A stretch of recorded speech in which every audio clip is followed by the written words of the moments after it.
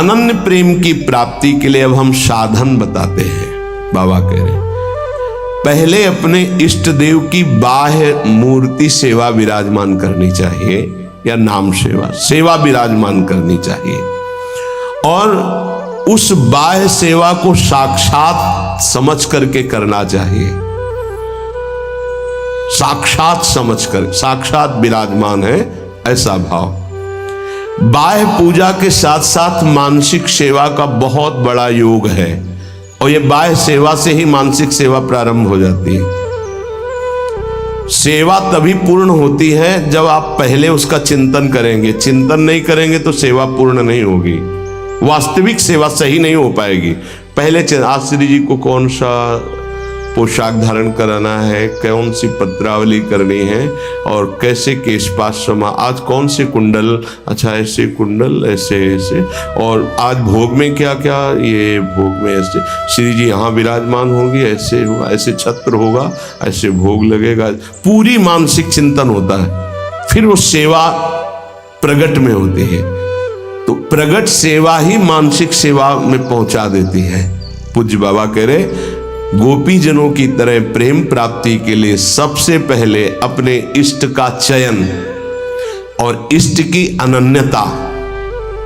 इष्ट की अनन्यता, इष्ट की अनन्यता में आ गया अपने इष्ट का नाम जपना, अपने इष्ट का मंत्र जपना, अपने इष्ट का ही गुणगान करना, अपने इष्ट के विषय में ही सोचना, ये सब आ गया। फिर इष्ट के श्री विग्रह की, मूर्ति की, छवि की, नाम की सेवा विराजमान करना। और जैसे गृहस्थ है तो जितने याम कर सके, जितना कर सके, लेकिन अगर विरक्त है तो 8 पहर की सेवा। हमारे पास और कोई काम नहीं, हमारी जिम्मेवारी है 8 पहर की सेवा। बाह्य पूजा, मानसिक पूजा, दोनों साथ साथ चलती हैं उपासक की।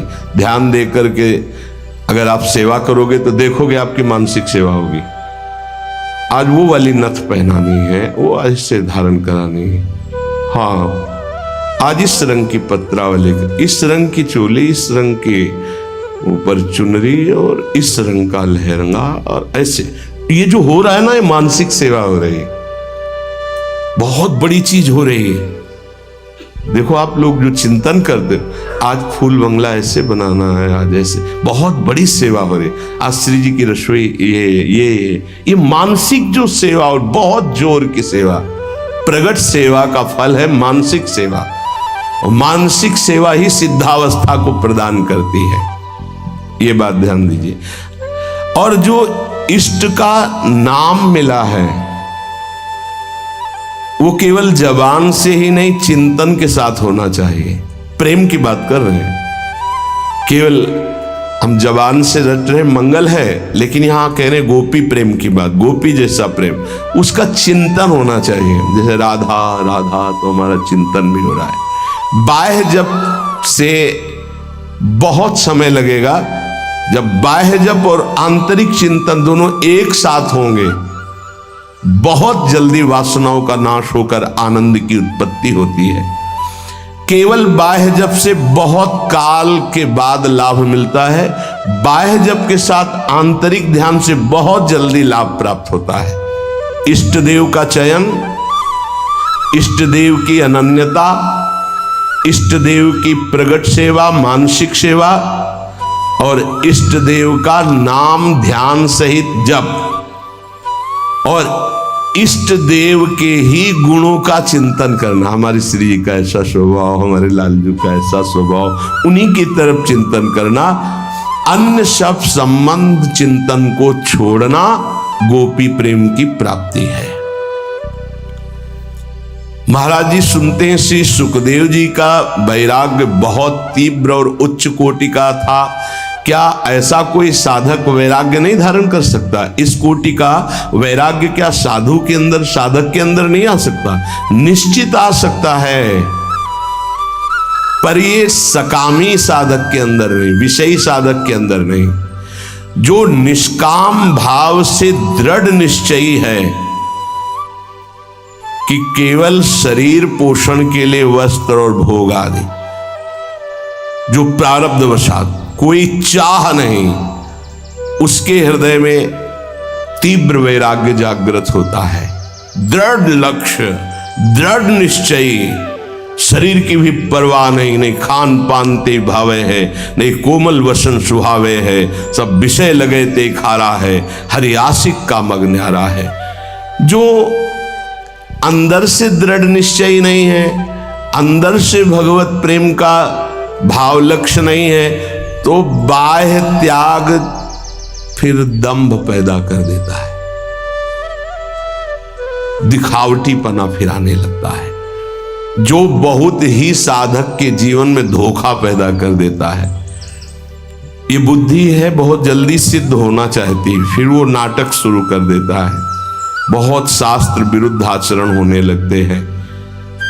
इसलिए निष्काम भगवत प्राप्ति का दृढ़ लक्ष्य, निरंतर भगवत चिंतन, खान पान आदि से राग रहित, तो श्री सुखदेव जी जैसा वैराग्य आ ही जाएगा। पूज्यपाद बाबा कहते ऐसा नहीं कि उनको जो वैराग्य था वो किसी को प्राप्त ही नहीं हो सकता। लाखों हो गए हैं, देखा थोड़ी सबने, लाखों हो गए, लाखों हैं, लाखों होते रहेंगे। ये भगवान की सृष्टि है। जैसे जड़ भरत जी की स्थिति आई, उनसे ऊंची ऊंची स्थिति के ज्ञानी महापुरुष देखे गए, उनसे ऊंची स्थिति के ज्ञानी महापुरुष देखे गए, पर चर्चा उनकी गाई गई है। भगवान ऋषभदेव जी के पुत्र है, लेकिन ऐसे लाखों जड़ भरत हो चुके, लाखों होंगे। ये भगवान की सृष्टि, ऐसे ऐसे महापुरुष ब्रह्मबोध संपन्न देखे गए, जिन बिल्कुल निरपेक्षता की मूर्ति, निरपेक्षता की मूर्ति। हाँ, जिस दिन से सन्यास हुआ कभी वस्त्र ही नहीं धारण किया, दिगंबर, गंगा जी का किनारा वही, और ऐसा सरल स्वभाव कि मतलब देखने से ऐसा लगता था देखता ही रहे कोई। ऐसे सब जटा, सब बाल, ऐसे दिगंबर बैठे हुए, वो भोला बालक जैसा चेहरा, वो तपस्या के धनी, बड़े बड़े धर्म सम्राट करपात्री जी आदि साष्टांग दंडवत करते। असनी गंगा किनारे स्वामी श्री अनंग बोधाश्रम स्वामी सेनपुर, स्वामी श्री मग्नानंद सरस्वती जी, नजफगढ़ श्री स्वामी ओंकारानंद। ये गंगा का किनारा ना, एक से एक महापुरुष, सिद्ध महापुरुष। पूज्य बाबा, ये भगवान की प्राप्ति भगवान की इच्छा पर निर्भर है या पुरुषार्थ पर निर्भर है? भगवत प्राप्ति भगवत इच्छा पर निर्भर है कि वो जिसको चाहेंगे मिल जाएंगे, या अपना भी कोई पुरुषार्थ है? भगवान की आज्ञा का पालन करते हुए जो पुरुषार्थ करता है उसी को भगवत प्राप्ति होती है।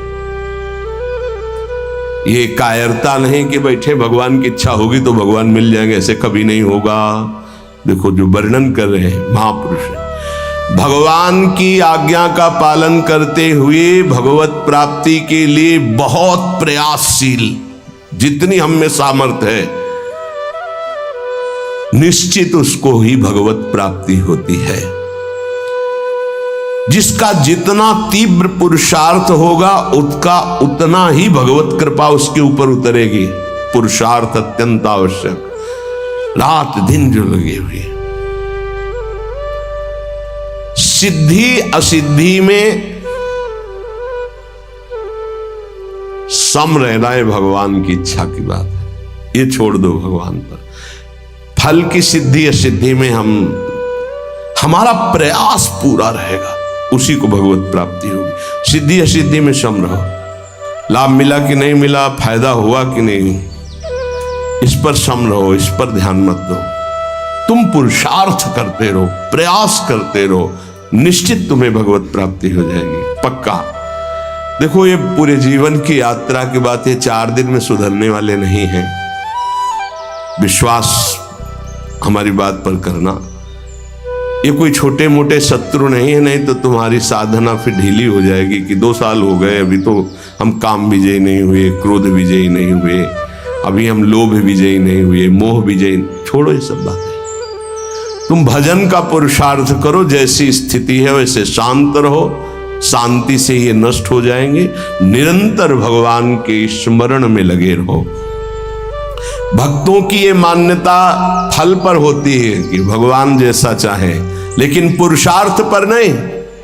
हमें जो समय, जो दिनचर्या, जो भजन, उस पर हम कायर बन करके नहीं बैठेंगे और जैसा भगवान, नहीं।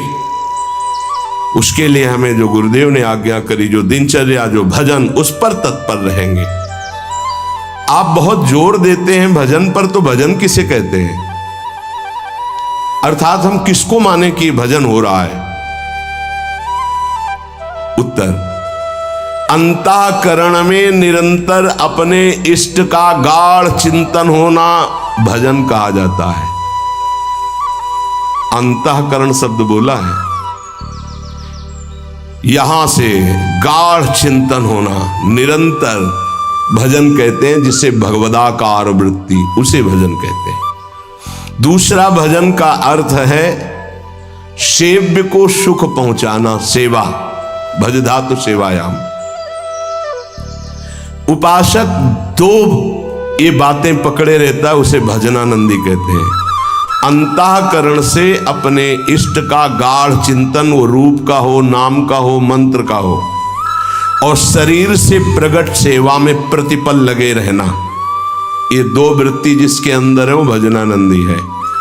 सेवा में चाहे वो गृहस्थी की सेवा हो, व्यापार हो, नौकरी हो, किसानी हो, या विरक्ति की सेवा में जो भी सेवाएं हैं, शरीर से प्रतिपल सेव्य को सुख पहुंचाने के लिए सेवा, और हृदय से प्रतिपल आराध्य देव का स्मरण, इसी का नाम भजन है। और यही भजन परमानंद प्रदान करता है, यही भजन महापुरुष बना देता है, यही सेव्य के समान कर देता है।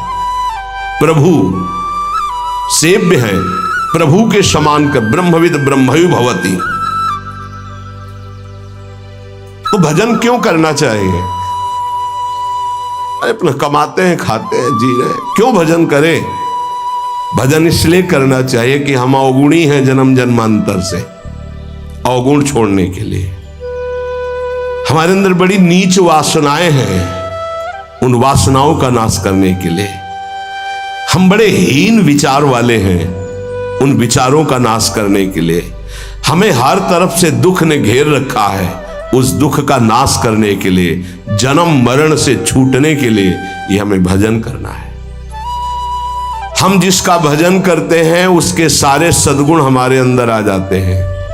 अतः हमें नाशवान वस्तु व्यक्ति का भजन नहीं करना, अविनाशी का भजन करना है। वो है श्री भगवान। भजन करने से सबसे बड़े भगवान है तो सबसे बड़ा बन जाता है। ये दीनहीन विचार, ये दुख, ये दुविधा, ये संशय, दरिद्रता, जन्म मरण, ये सब कूड़ा करकट खत्म हो जाता है। इसलिए भजन करना अत्यंत आवश्यक है। भजन करना अत्यंत आवश्यक है। इससे विशेष लाभ क्या होता है? भजन से विशेष लाभ यह होता है कि जहां से हम बिछुरे थे वहीं हम पहुंच जाते हैं। कहां से बिछुरे हैं? प्रभु से। ममैवांशो, कितना गलत हो गया है। भगवान ऐसा लगता कोई और है, और संसार लगता ये मेरे, और वो के ममैवांशो, वो मेरे पिता है, मेरे स्वामी, मेरे प्रीतम, मेरे सब कुछ, और उनको मैं भूल गया। ये बात जानने के लिए जब हम भजन करते हैं तो हमारे हृदय में आ जाता है कि हमारे प्रभु है। फिर जो सुख प्राप्त होता है वो कभी किसी लोक और भोग में नहीं प्राप्त होता। प्रेम स्वरूप हमारे इष्ट है तो हमारा प्रेम स्वरूप जागृत हो जाता है। भजन का लाभ है भगवान से बिछुड़े थे भगवान से मिल जाना। अगर भजन ना करे तो, पहले कहा भजन क्यों करना चाहिए, अब कह रहे अगर भजन ना करे तो, अगर भजन नहीं करोगे तो विषय फंसा लेंगे, काम क्रोध लोभ मोह मद, और तुम्हारी दुर्गति कर देंगे। ये क्षण भंगुर विषयों का चिंतन होगा, क्षण भंगुर विषयों का भोग होगा, तो तुम्हें एक क्षण भी सुख का अनुभव नहीं होगा, दुख ही दुख तुम्हें घेर लेगा। अतः निरंतर भजन करने के लिए इसीलिए कहा जाता है कि कोई विषय चिंतन न बने, कोई विषय क्रिया ना हो, कोई विषय हमें दुख में फंसा ना पावे। सबसे बड़ा लाभ निरंतर भजन है। भजन करने का अधिकारी कौन है? बहुत बड़े ज्ञानी प्रश्नकर्ता श्री अखंडानंद सरस्वती जी। भजन करने का अधिकारी कौन है बाबा? सब भजन करने के अधिकार, सबका अधिकार है भजन करने। बाल बच्चा कोई भी, पुरुष नपुंसक नारी वा जीव चराचर कोय, सर्व भाव भज कपट तज मोहि परम प्रिय सोय। बाबा ये भजन करने वालों में भी पाप कर्म देखे जाते हैं, ये क्यों नहीं छूटते हैं? भजन तो सब पापों का नाश कर देता है, फिर भजन करने वालों से पाप कर्म क्यों नहीं छूटते? क्योंकि वो सही भजन नहीं करते। बहुत ध्यान से समझना, वो विषय चिंतन करते हैं, विषय भोग करते हैं, उस समय भजन छोड़ देते हैं, जिससे पाप बनता है, भजन में अरुचि होती है। हम इसीलिए तो कह रहे हैं निरंतर भजन करो, विषय चिंतन मत करो। जो भजन भी करता है और विषय चिंतन और विषय भोग भी करता है, उसको जन्म जन्मांतर लग जाएंगे, बाबा कह रहे हैं। क्योंकि जन्म जन्मांतर इसी से होते चले आ रहे हैं, बार बार विषय चिंतन, बार बार विषय भोग। इसीलिए तो हम कहते हैं भैया, एक जन्म का सारा मेहनत समय इस बात में लगा लो कि विषय चिंतन न होने पावे, पाप कर्म न होने पावे, भजन बन जाए। हम अगर एक जन्म प्रभु को दे देते तो अनंत जन्मों की बिगड़ी बन जाती, तो घाटा थोड़ी है, लाभ ही लाभ है। जितना समय भजन नहीं करेंगे उतना समय मन विषय चिंतन करेगा और आपके द्वारा पाप कर्म हो ही जाएगा। पाप कर्म होगा तो सबसे पहले गुरु में अश्रद्धा होगी, फिर इष्ट भजन में अरुचि होगी। ये उसका लक्ष्य। कहीं भी अपराध करो, वो पहले आपके गुरु संबंध को तोड़ेगा, तभी तुम्हारे ऊपर प्रहार कर सकता है। नहीं, गुरु कृपा पात्र पर प्रहार नहीं कर सकती माया। पहला कार्य करेगी, गुरु संबंध छुड़वाएगी, इष्ट चिंतन छुड़वाएगी। इसलिए हम कहते हैं जितना जितना समय तुम विषय चिंतन में देते हो, अगर वो भी भजन में दे दो तो पाप छूट जाएंगे, नहीं तो पाप कर्म होते रहेंगे, भजन का अनुभव नहीं होगा। कहा जाता है कि भजन करने वाला एकांत सेवन करे। इसका मतलब क्या होता है? क्योंकि हम जब वृत्ति को एक ईश्वर में, प्रभु में लगाना चाहते हैं, तो यदि हम ज्यादा भजन विरोधी व्यक्तियों का संग करेंगे, व्यवहार करेंगे, खान पान करेंगे, तो हमारी वृत्ति भजन में नहीं लगेगी। हमारा खान पान, हमारा व्यवहार एकांतिक होना चाहिए। कैसा एकांतिक? हम 501 ही प्रभु का नाम जपने वाले पा रहे हैं तो हम अकेले पा रहे हैं, ऐसा समझ लो। और 2 व्यक्ति हैं, एक विषयी है, प्रपंची है, तो मान लो हमारा भारी कुसंग हो रहा है। हम 500 में भी एक हैं और वहां एक में भी हम भारी प्रपंच में फंसे हुए हैं। ये एकांतिक भाषा को समझ लीजिए। हम इतने लोग बैठे हैं इस समय, सब एकांत है। बोलो किसके मन में क्या चल रहा है? एक प्रभु की चर्चा सुन रहे तो हम सबका मन एक ही है। एकांत का मतलब होता है अपने इष्ट के अनुरागियों का ही संग करना, अपने इष्ट में ही प्रीति हो ऐसा खान पान व्यवहार करना। इष्ट विरोधी वृत्ति, इष्ट विरोधी व्यक्ति, इष्ट विरोधी व्यवहार, इसका त्यागी सदैव एकांतिक ही माना जाता है। एकांत में कमरे में पड़ा है, इष्ट विरोधी चिंतन कर रहा है, प्रपंची। एक केवल साथ चल रहा है, वो इष्ट विरोधी व्यवहारी है, प्रपंच। 1000 लोग एक साथ बैठे हुए हैं इष्ट के अनुकूल, वो एक माना जाएगा। वैसे मुख्य बात भजन करने वालों को क्या नहीं करना चाहिए? तो मुख्य बात है प्रवृत्ति में रहने वाले लोगों का संग नहीं करना चाहिए। प्रवृत्ति विषय भोगों में। पूज्य स्वामी जी ने पूछा भजन करने वाले को मुख्य सावधानी क्या रखनी चाहिए? तो बोले मुख्य सावधानी है कि प्रवृत्ति में रहने वालों का संग नहीं करना चाहिए भजनानंदी को। क्यों? एक प्रवृत्ति देखी मैथुन धर्म की सौभरी जी ने, तो 50 ब्याह किए। तब उन्होंने श्लोक लिखा, संगम त्यजेत मिथुन व्रतिनाम मुमुक्षुः सर्वात्मना न विसजेत बहिरिंद्रियाणि। अय मुमुक्षु, संसार से मुक्त होने वाले साधक, ये जो मैथुन प्रवृत्ति में युक्त जन है, इनका संग भूल के भी मत करना। उनमें परमाणु है ऐसे, वो तुम्हारे को विचलित कर देंगे, तुम्हारे भजन को छीन लेंगे, तुम्हारा भजन का मार्ग अवरुद्ध हो जाएगा। संगम त्यजेत मिथुन वृत्ति नाम, यही बाबा ने बताया। भजन करने वालों को विशेष त्याग की बात क्या है, क्या ऐसा है जो उनको बिल्कुल नहीं करना चाहिए? तो बोले जो प्रवृत्ति में, संसार के भोगों में है, निवृत्ति मार्ग के उपासक, भगवत प्राप्ति के मार्ग के उपासक, उनका संग नहीं करना, उनके साथ चलना, उनसे संभाषण करना। ऐसा अगर भगवत चर्चा जनित प्रश्न है, आप उत्तर देने की क्षमता रखते हैं, इसके बाद राग नहीं करेंगे। क्षमता का मतलब समझते हो? जैसे हम आपसे संभाषण किया, अब आपकी याद नहीं आनी चाहिए संभाषण हटने के बाद।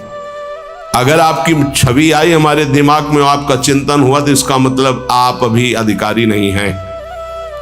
लाखों से संभाषण हो, लेकिन सब में राधा वल्लभ लाल की ही स्मृति रहे। राधा वल्लभ लाल एकांतिक में ध्यान में रहने चाहिए, एक भी छवि बाहरी नहीं आनी चाहिए, तब वो अधिकार प्राप्त होता है समाज सेवा का उपासक को।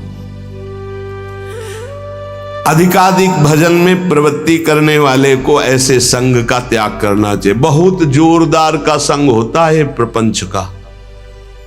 जैसे संत संग की महिमा है, ऐसे प्रवृत्ति मार्ग के संग की भी महिमा है। सीधे प्रवृत्ति में उतार देते, सीधे प्रवृत्ति में।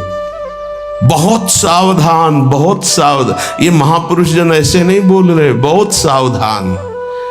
प्रवृत्ति मार्ग के जनों का संग करना सबसे ज्यादा त्याज्य विषय भजन करने वालों को है, ये ध्यान रखें। बहुत तरह से फंसा हो जाते, बहुत तरह से जलना पड़ता है, जलना पड़ता है।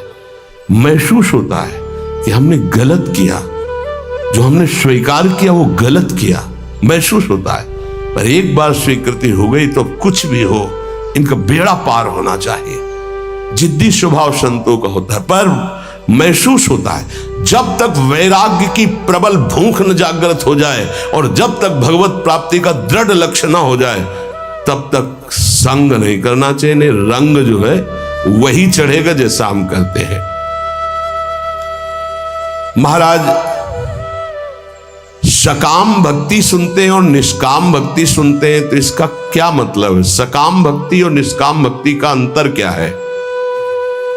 जो केवल प्रभु को चाहता है उसे निष्काम भक्त कहते हैं, और जो प्रभु से चाहता है उसे सकाम भक्त कहते हैं। सीधी भाषा में बाबा ने, जो केवल प्रभु को चाहता है वो निष्काम भक्त है, जो प्रभु से चाहता है वो सकाम भक्त है, जो केवल गुरुदेव को चाहता है वो निष्काम भक्त है, जो गुरुदेव से चाहता है अपनी अनुकूलता, अपने लिए, वो सकामता और निष्कामता में है। ये प्रभु से संबंध सिर्फ प्रभु चाहिए, प्रभु का वैभव, प्रभु से कुछ नहीं, सिर्फ प्रभु से प्रभु चाहिए। आप चाहिए, आप गुरुदेव से सिर्फ गुरुदेव चाहिए। आप अपने स्वरूप में स्थित हैं, आप अपने स्वरूप का बोध करा दीजिए। जो हम आपकी शरण में हुए हैं, हम आप में तदात्म हो जाएं, बस आपसे और कुछ नहीं चाहिए। केवल प्रभु से कोई चाहना, प्रभु से प्यार ना होना सकामियों का लक्षण है। प्रभु से कुछ न चाहना, केवल प्रभु से प्यार करना, ये निष्कामियों का लक्षण है। ऐसे बड़े बिरले निष्काम। और महाप्रभु अपने धर्म के लिए तो कहते हैं, सबसे पहले कह रहे सबसो हित निष्काम मति, कोई चाह नहीं। सुना है कि परा भक्ति और ज्ञान में कुछ अंतर रहता है या नहीं? आपका क्या विचार है? क्योंकि पराभक्ति और ज्ञान दोनों अलग अलग हैं, पर है कैसे? तो हम तो नारायण स्वामी के विचार को ही स्वीकार करते हैं, पूज्य बाबा कह रहे हैं। पराभक्ति और ज्ञान में तनिको नाही भेद, नारायण मुख्य प्रेम है, कहे संत अरुवेद। जब पराभक्ति को उपासक प्राप्त होता है तो उसमें शुद्ध ब्रह्म बोध भी रहता है और भगवत प्रेम भी रहता है। ये बड़े आश्चर्य की बात है। गीता जी में तो संकेत रूप में बोध को ही प्रधान कहा। ब्रह्मभूता प्रसन्नात्मा न शोचति न कांक्षति, समा सर्वेषु भूतेषु मद भक्तिम लभते पराम। मेरी पराभक्ति का परम लाभ क्या हुआ कि ब्रह्मभूत हो गया। और बाबा नारायण स्वामी के दोहे से कह रहे कि पराभक्ति में एक चमत्कार विशेष ये होता है कि उसे ब्रह्मबोध भी हो जाता है, आत्मस्वरूप का बोध भी, और भगवत प्रेम भी हो जाता है। पराभक्ति और ज्ञान में तनको नहीं भेद, पर इतना है कि इसमें मुख्य प्रेम भगवदाकार भी रहता, स्वरूप बोध भी हो जाता है, जो पराभक्ति को प्राप्त हो जाता है। भगवत प्राप्ति के अनेक मार्ग हैं। एक पुरुष के द्वारा कई मार्गों में नहीं चला जा सकता, इसलिए साधक एक मार्ग का चयन कर ले और अपने गुरु प्रदत्त भजन भक्ति का विस्तार करे, आगे बढ़ाता चला जाए। इतना जरूर ध्यान में रहे कि भक्ति में विषय सुख नहीं है। अगर विषय सुख की आकांक्षा करेगा तो भक्ति अंतर्ध्यान हो जाएगी। ऐसा मान ले कि हमारे भाग्य में नहीं है, मान लो ना, पर बड़े भाग्य हैं, कोई भाग्यहीन थोड़ी हो। ये जो विषय सुख है ये तो पापियों को भी प्राप्त है। सुत दारा धन लक्ष्मी पापियों के घर होए, संत समागम हरि कथा तुलसी दुर्लभ। तो तुम्हारा दुर्भाग्य नहीं है, तुम उससे हंसने के लिए तैयार हो रहे हो, उसके साथ खेलने के लिए तैयार हो रहे हो, जो बड़े बड़े मुनियों के भी ध्यान में नहीं आते। तुम्हारे भाग्य से नहीं है। ध्यान मुनि मन ध्यान धरत, थोड़ा अपने लक्ष्य की तरफ। और जब निकस कुंज ठाढ़े भय और भुजा परस्परंस, जब इनको तुम देखोगे तब कैसा होगा? आनंद समुद्र प्रिया प्रीतम। उपासक विषय सुख भक्ति में बहुत बाधक है। जिसको भक्ति की सिद्धि करनी है, प्रेम प्राप्त करना है, तो विषय सुख से बचना चाहिए। मन में लागी चटपटी कब निरखूं घनश्याम, तो नारायण भूल्यो सभी खान पान विश्राम। ये दोहा एक संत भगवान थे, गंगा के किनारे मिले थे, ये बार बार कहते थे, जो बड़ी मस्ती में गाते थे। मन में लागी चटपटी कब निरखूं घनश्याम, नारायण भूल्यो सभी खान पान विश्राम। विषय सुख भक्ति में नहीं। ब्रह्मादि के भोग सब विषम लागता ही, नारायण ब्रज चंद की लगन लगी है जाही। जब विषय सुख का सेवन साधक करने लगता है तो प्रभु का चिंतन छूटने लगता है, प्रभु में सुख नहीं लगता है। ये सबसे बड़ी कमी की बात। अगर आपको भजन करते प्रभु में सुख नहीं लग रहा तो आप कहीं विषय सुख ले रहे हैं। ध्यान दीजिए, जब प्रभु के चिंतन करते करते आपके आंसू निकलने लगे, रोमांच होने लगे, अब सुख आया है। इसलिए कुछ समय तक ये झूठे विषय सुख से बचो। कुछ अच्छा नहीं लगता।